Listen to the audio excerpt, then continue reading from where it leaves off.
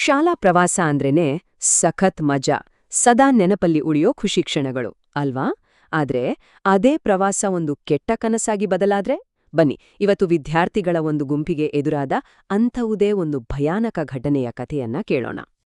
ಈ ಕಥೆ ಶುರುವಾಗೋದೇ ಒಂದು ಎಚ್ಚರಿಕೆಯ ಮಾತಿನಿಂದ.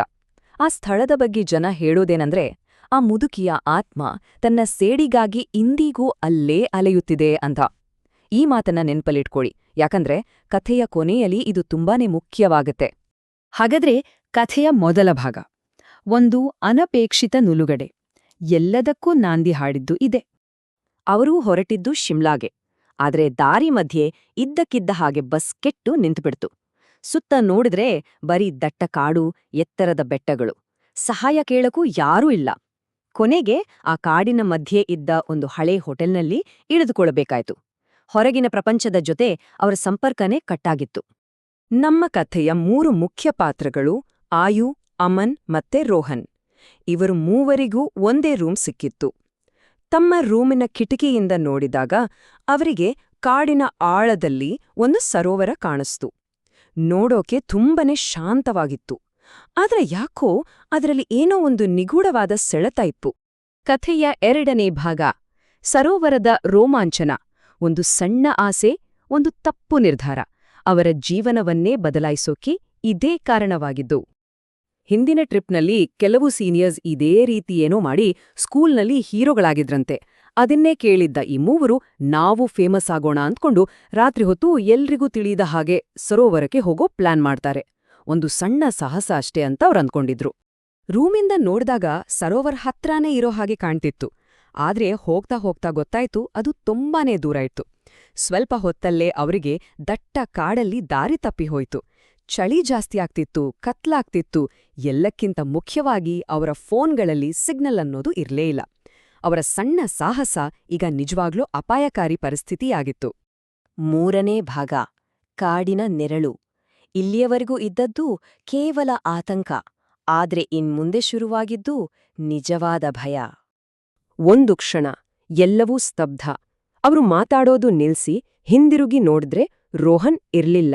ಎಲ್ಲಿ ಹೋದ? ಯಾವ ಶಬ್ದನೂ ಇಲ್ಲ, ಏನೂ ಇಲ್ಲ. ಇದ್ದಕ್ಕಿದ್ದ ಹಾಗೆ ಮಾಯವಾಗಿದ್ದ.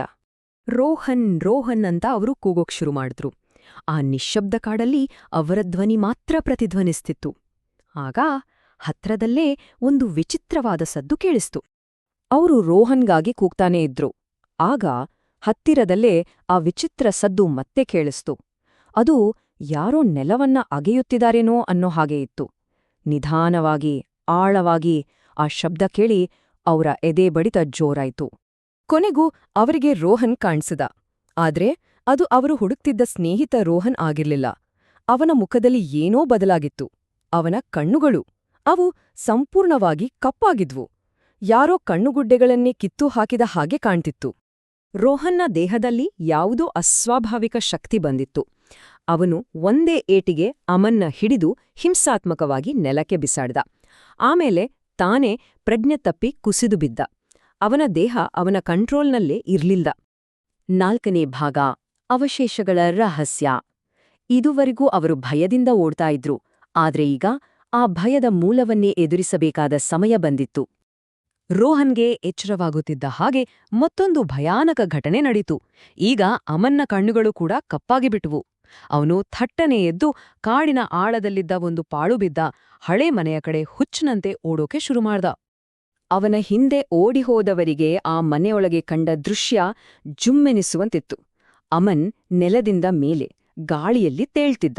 ಅವನ ಮುಂದೆ ಒಬ್ಬ ಭಯಾನಕ ಮುದುಕಿಯ ಆಕೃತಿ ನಿಂತು ಏನೋ ಪಿಸುಗುಡುತ್ತಿತ್ತು. ಆಗ ಅವರಿಗೆ ಅರ್ಥ ಆಯಿತು, ತಾವು ಎದುರಿಸ್ತಿರೋದು ಒಂದು ಸಾಮಾನ್ಯ ಪ್ರೇತವನ್ನಲ್ಲ, ಬದಲಿಗೆ ಒಂದು ಶಕ್ತಿಯುತ ಆತ್ಮವನ್ನ ಅಂತ. ಅವಳ ರೂಪವನ್ನ ವರ್ಣಿಸೋಕೆ ಪದಗಳೇ ಇಲ್ಲ. ಕತ್ತಲೆಯಷ್ಟು ಕಪ್ಪಾದ ಕಣ್ಣುಗಳು, ಜೋತುಬಿದ್ದ ಸಡಿಲವಾದ ಚರ್ಮ, ತಲೆ ತುಂಬ ಬಿಳಿ ಗೋಜಲು ಕೂದಲು. ನೋಡಿದ ತಕ್ಷಣ ಎದೆ ನಡಗಿಸುವಂತ ಭಯಾನಕ ಮುಖ. ಆದರೆ ಅವಳ ರೂಪಕ್ಕಿಂತ ಭಯಾನಕವಾಗಿದ್ದುದು ಅವಳ ಚಲನೆ. ಅವಳು ಒಂದು ಕೀಟದ ಹಾಗೆ ಮೆಟ್ಟಿಲುಗಳಿಂದ ಕೆಳಗೆ ತೆವಳ್ಕೊಂಡು ಬರ್ತಿದ್ಲು. ಇನ್ನು ಕಥೆಯ ಕೊನೆಯ ಭಾಗ, ಮುದುಕಿಯ ಸೇಡು. ಈ ದುರಂತ ಹೇಗೆ ಕೊನೆಗೊಳ್ತು ಮತ್ತೆ ಇದರ ಹಿಂದಿನ ಕಥೆ ಏನು ಅಂತ ನೋಡೋಣ. ಆ ದೃಶ್ಯ ನೋಡಿ ಇಬ್ರಿಗೂ ಪ್ರಾಣವೇ ಹೋದಂತಾಯ್ತು. ಆಯು ಮತ್ತೆ ರೋಹನ್ ಆ ಮನೆಯಿಂದ ಹೊರಗೆ ಓಡಿದ್ರು. ಭಯದಲ್ಲಿ ದಾರಿ ಕಾಣದೆ ಕಾಡಿನೊಳಗೆ ಓಡ್ತಾನೇ ಇದ್ರು. ಕೊನೆಗೆ ಅವರು ಎಲ್ಲಿಗೆ ಹೋಗ್ಬಾರ್ದಿತ್ತೋ ಅಲ್ಲೇ, ಅಂದ್ರೆ ಅವರು ಹುಡುಕೊಂಡ್ ಬಂದಿದ್ದ ಅದೇ ಸರೋವರಕ್ಕೆ ಬಿದ್ಬಿಟ್ರು. ನೀರಿನೊಳಗೆ ಯಾರೋ ತಮ್ಮ ಕಾಲು ಹಿಡಿದು ಕೆಳಗೆ ಎಳೆಯುತ್ತಿರುವ ಹಾಗೆ ಭಾಸವಾಯಿತು. ಆಯು ಹೇಗೋ ಒದ್ದಾಡಿ ದಡ ಸೇರ್ಕೊಂಡ. ಆದರೆ ಅವನು ದಡದಿಂದ ನೋಡುತ್ತಿದ್ದ ಹಾಗೆ ಅವನ ಕಣ್ಣೆದುರೇ ರೋಹನ್ ನೀರಿನಲ್ಲಿ ಮುಳುಗಿ ಹೋದ. ಆಯು ಏನು ಮಾಡಲಾಗದೆ ಅಸಹಾಯಕನಾಗಿ ನೋಡುತ್ತಾ ನಿಂತ. ಆ ಆಘಾತಕ್ಕೆ ಆಯು ಅಲ್ಲೇ ಪ್ರಜ್ಞೆ ತಪ್ಪಿಬಿದ್ದ. ಅವನಿಗೆ ಎಚ್ಚರವಾದಾಗ ಅವನು ಹೋಟೆಲ್ ರೂಮಲ್ಲಿದ್ದ. ಹೊರಗೆ ನೋಡಿದ್ರೆ ಪೊಲೀಸರಿದ್ರು. ಹಾಗೆ ಬಿಳಿ ಬಟ್ಟೆಯಿಂದ ಮುಚ್ಚಿದ 2 ದೇಹಗಳು, ಒಂದು ರೋಹನ್ನದ್ದು, ಇನ್ನೊಂದು ಅಮನ್ನದ್ದು. ಆಮೇಲೆ ಆಯುಗೆ ಆ ಜಾಗದ ಹಿಂದಿನ ಕಥೆ ಗೊತ್ತಾಯ್ತು. ಅದೊಂದು ಸ್ಥಳೀಯ ದಂತಕಥೆ. ಒಬ್ಬ ಮುದುಕಿ ಆ ಕಾಡಲ್ಲಿ ತನ್ನ ಮನೆಯಲ್ಲಿ ಒಬ್ಬಳೇ ಶಾಂತವಾಗಿ ಬದುಕ್ತಿದ್ಲಂತೆ. ಆದ್ರೆ ಹಳ್ಳಿಯ ಕೆಲವರು ಅವಳ ಮನೆಯನ್ನ ಕಸ್ದುಕೊಳ್ಳೋಕೆ ಅವಳ ಮೇಲೆ ದಾಳಿ ಮಾಡಿದ್ರು. ಅವಳನ್ನ ಕೊಂದು ದೇಹವನ್ನ ಅದೇ ಸರೋವರಕ್ಕೆ ಎಸ್ದುಬಿಟ್ರು. ಅಂದಿನಿಂದ ಅವಳ ಆತ್ಮ ತನ್ನ ಸೇಡಿಗಾಗಿ ಆ ಪ್ರದೇಶದಲ್ಲೇ ಅಲಿಯುತ್ತಿದೆಯಂತೆ. ಈ ಕಥೆ ಕೇಳಿದ ಮೇಲೆ ಒಂದು ಪ್ರಶ್ನೆ ಮೂಡುತ್ತೆ. ಇದುವರೆಗೂ ಕೇಳಿರೋ ಕಥೆಗಳಲ್ಲೇ ಅತ್ಯಂತ ಭಯಾನಕವಾದದ್ದು ಯಾವುದು? ಬಹುಶಃ ಕೆಲವು ಕಥೆಗಳು ಕೇವಲ ಕಥೆಗಳಾಗಿರೋದಿಲ್ಲ, ಅಲ್ವಾ?